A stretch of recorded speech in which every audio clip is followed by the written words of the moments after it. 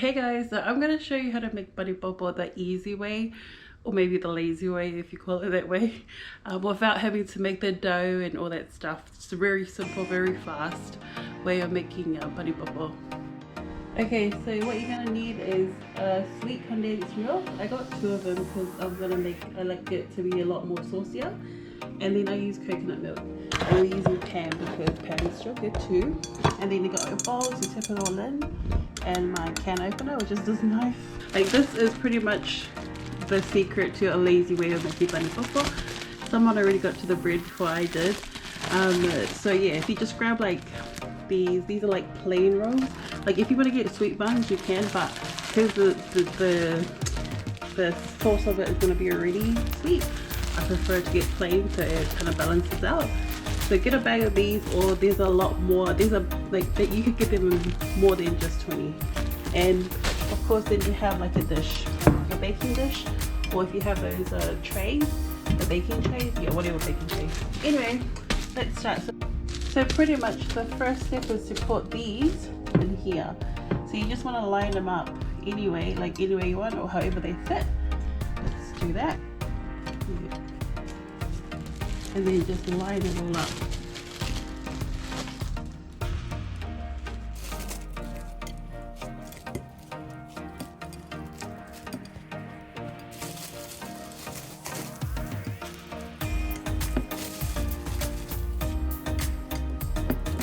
As you can see, it's pretty filled up right now. So I've only got like one more bun. I'll probably just leave it up. But I was trying to stuff as much. So yeah, they're easier to grab out if you break them up and then put them in, but up to you if you want to throw it in. So now we're just going to open up the cans with our tongue and can opener, or island can opener.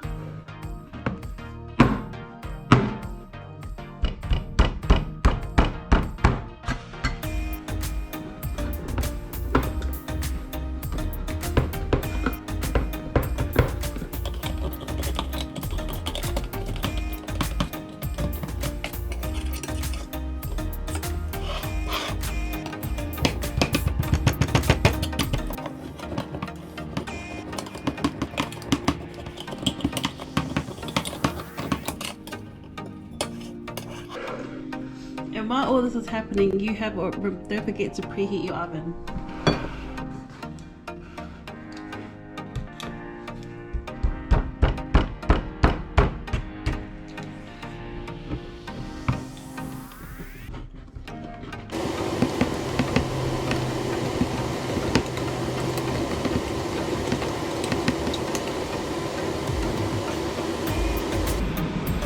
Alright, the next step is pretty much tipping it all in.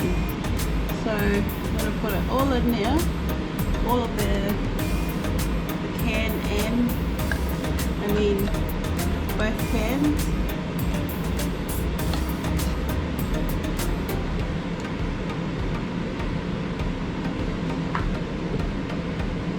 Every drop counts.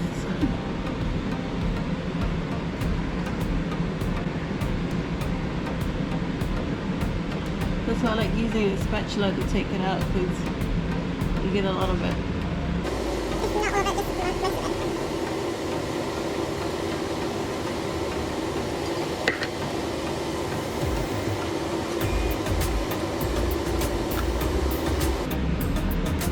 Okay, now the coconut milk.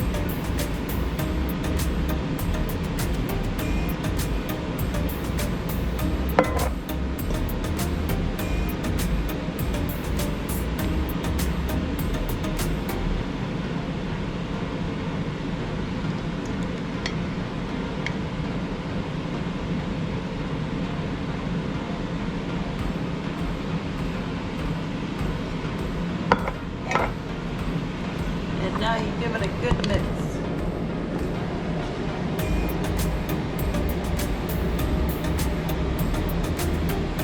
This is actually a lot of sauce now if you think about it.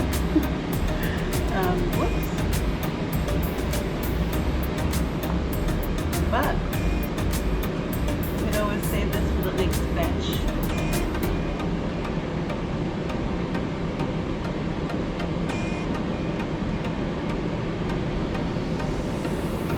Give it a really good mix so both ingredients combine well, and then we'll just pretty much do the last touch of adding it to our tray of bread.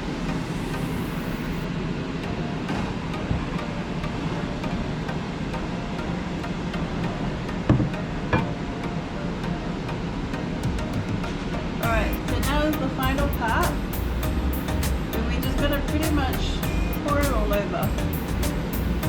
So, either just tip your bowl in there, which I will. Look at that. Just get it around evenly as much as you can, but not the whole thing, remember, because we're going to save half for the topping of it after when it's baked, after when it's in the oven. Just trying to get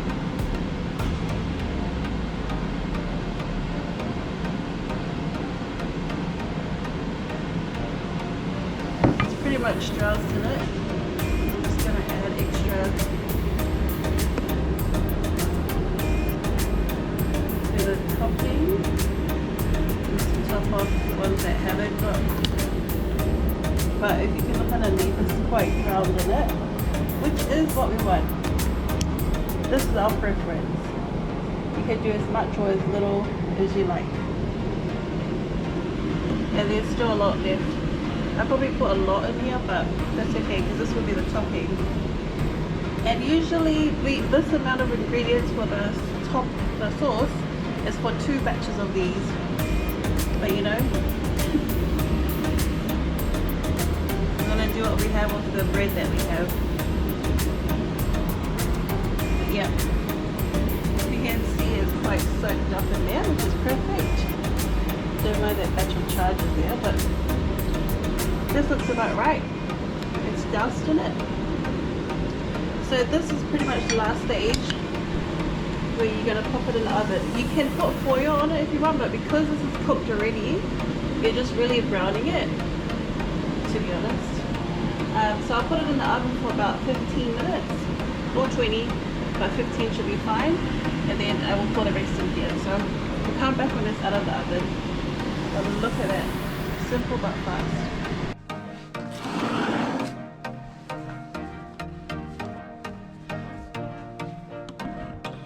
Okay, so it's pretty much ready. I have probably burnt it a little bit more than I should have. Voila! Pretty much that's it right here. A little bit burnt, but that's okay. It's not that burnt. And it is nice and hard, which is really good. We've got what after. Nice. And as you can see, the juices in here. Still very juicy. So we're just going to do the final part, which is going to pour the rest of this sauce on top, and voila, we're done. So we just give it a stir.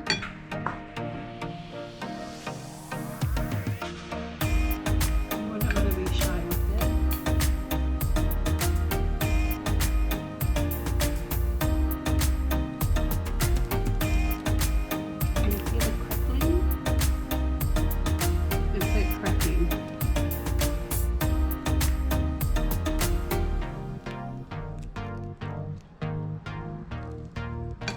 I definitely put too much sauce, but because I did a lot, I just wanted to use it all.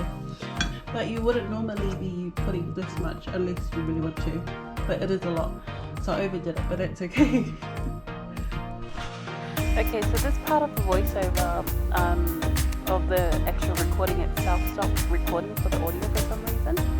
So yeah, anyway, I'm just going to speak over this. So this is the part where I'm just trying to plate up a piece.